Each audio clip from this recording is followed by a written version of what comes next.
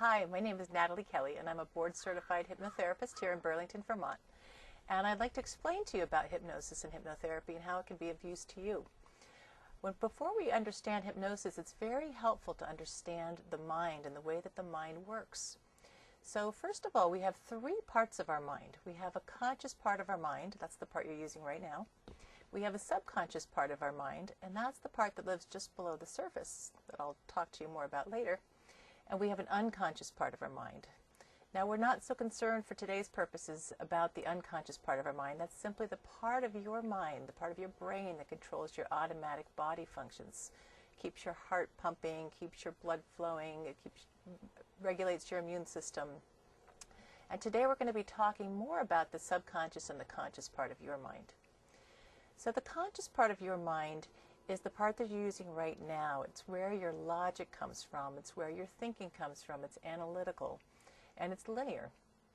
And the conscious part of your mind, according to cognitive neuroscientists, controls only 5% of your behavior.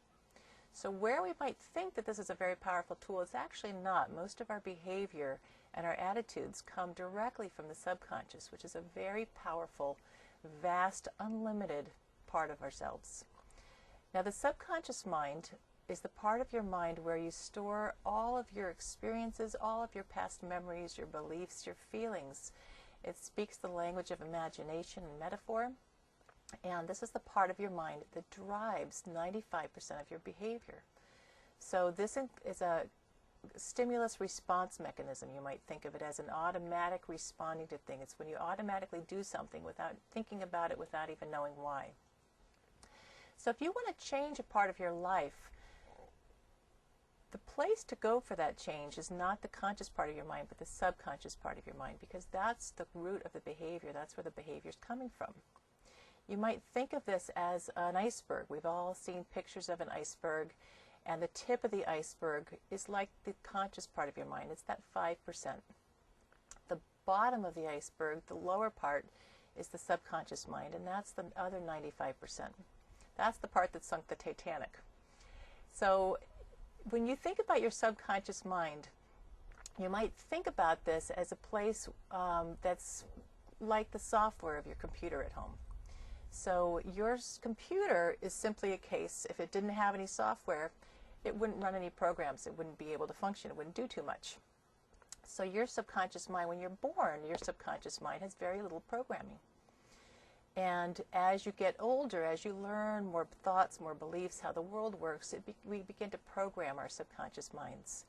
And that's where the programming comes from. It comes from the people around us, their thoughts, their attitudes, what we've been told. And quite often that programming is set in place by the time we're about 6 years old. So most of our subconscious programming that we're still running our lives off of is programming that we got very young. So how do we change this programming? If we have programming that doesn't serve us any longer, how do we go about changing that programming? Well, hypnosis is a very powerful tool to help you change that programming. By using hypnosis, we can bypass the critical factor of the conscious mind and go directly to the subconscious mind, go directly to the root of the issue, to the thoughts and feelings and beliefs that are getting in your way, that are causing you to not meet your goals and living your life in the fullest way possible, and change that programming. So we can change that programming using hypnosis and by accessing the emotions and the feelings and the beliefs that have been getting in your way in your life. So there's a lot of myths and misconceptions about hypnosis, and I'd like to dispel a few of those right now, so that you understand that hypnosis is a natural, normal state of being. It's a state of consciousness that we go in and out of several times a week already, several times a day. It's simply a function of focusing our attention on something. So a common example of that might be if you've ever driven down a highway and you're focusing on those two lines of the highway, and you might have spaced out, can't remember the last 10 minutes, and maybe even missed your exit.